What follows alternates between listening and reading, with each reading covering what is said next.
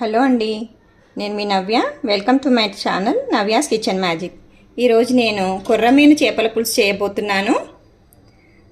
ముక్క చెదరకుండా, ఎక్కువ మసాలాలు ఏం లేకుండా సింపుల్గా ఎలా చేసుకోవాలో చూపిస్తాను మీకు.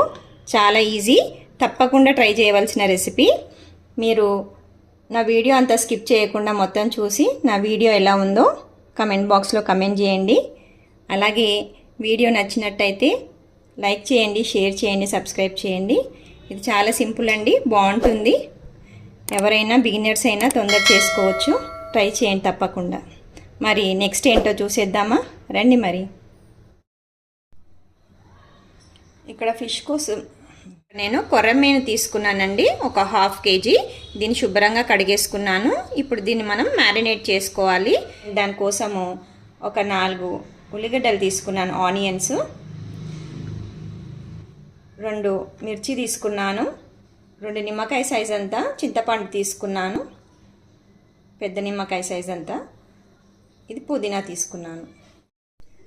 ఉల్లిగడ్డలు కట్ చేసేసుకున్నాను. ఇప్పుడు మనం వీటిని సాఫ్ట్ అయ్యే వరకు ఫ్రై చేసేసుకుందాం. రండి చూద్దాం. మరి దీంట్లో కొద్దిగా నూనె వేసేసుకుందాము. ఫ్రై ఉన్నాను, మిర్చి వేసేస్తున్నాను, పుదీనా కూడా వేసేస్తున్నాను.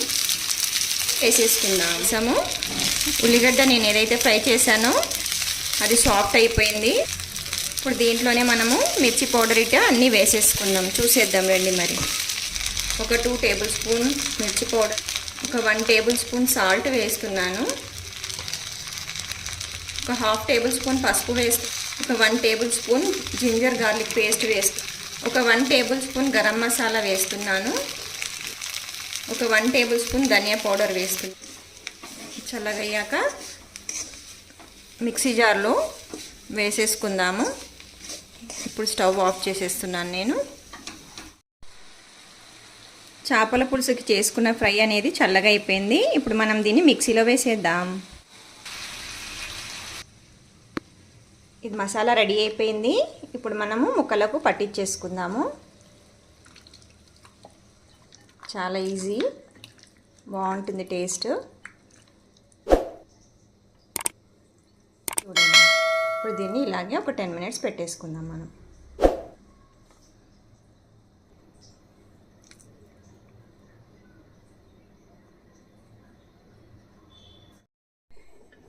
ఇక్కడ చేపల పులుసు కోసం నేను ఒక మందపాటి గిన్నె తీసుకున్నాను. ఇలాంటిది తీసుకోవాలి. మళ్ళీ స్టీల్ది అయితే మనకి మాడిపోతుంది కనుక. మనకి కొర్రమీను చేపల పులుసు కోసం నూనె ఎక్కువగానే పడుతుంది. నేను ఒక 1 కప్ కంటే కొంచెం తక్కువగా తీసుకుంటున్నాను ఆయిల్ వేడెక్కింది. ఇప్పుడు ఈ ఫిష్ పులుసుని ముక్కలు దీంట్లో వేస్తున్నాను. కలుపుకోవడం కూడా నెమ్మదిగా కలుపుకోవాలి మనము, లేకపోతే అవి తొందరగా కుక్ అవుతాయి కాబట్టి విడిపోయే ఛాన్స్ ఉంటుంది.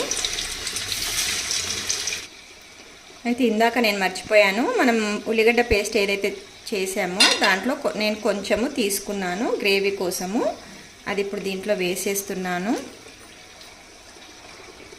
అలాగే పులుసు కూడా వేసేస్తున్నాను.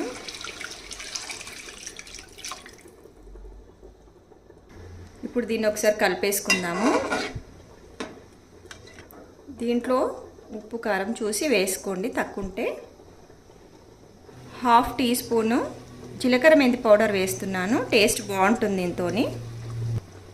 ఇప్పుడు దీన్ని కలిపేసుకొని మూత పెట్టేసుకొని మీడియం ఫ్లేమ్లో ఒక 10 మినిట్స్ ఉడికించుకుంటే కనుక మన కొర్రమీను ఫిష్ పులుసు అనేది రెడీ అయిపోతుంది. ఉడికాక మీకు చూపిస్తాను. ఇక్కడ చేపల పులుసు అనేది ఉడికిపోయింది.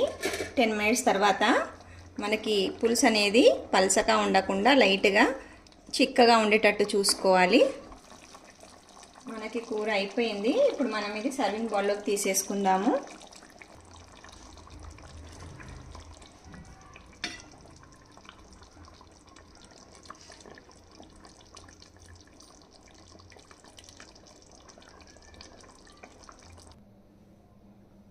చేపల పులుసు అయితే రెడీ అయిపోయింది. చూడండి, పీసెస్ కూడా బాగున్నాయి. సో తప్పకుండా ట్రై చేయండి.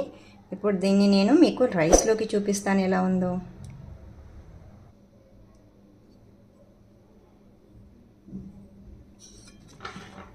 వేడి వేడి అన్నంలోకి చాలా బాగుంటుంది. తప్పకుండా ట్రై చేయండి, చాలా ఈజీ.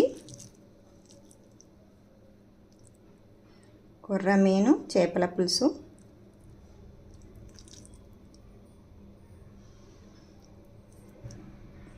లైక్ చేయండి, షేర్ చేయండి, సబ్స్క్రైబ్ చేయండి.